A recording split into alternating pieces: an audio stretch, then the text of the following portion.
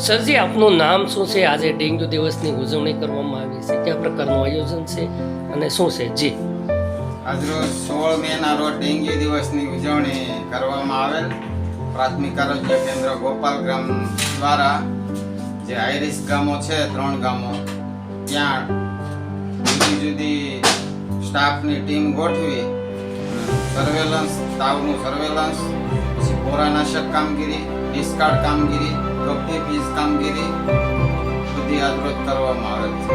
સાહેબ, કેટલી ટીમ એનાયત કરી છે? શું છે? આજરોજ ગોપાલગ્રામના 3 ગામોમાં 11 ટીમ દ્વારા સર્વેલન્સ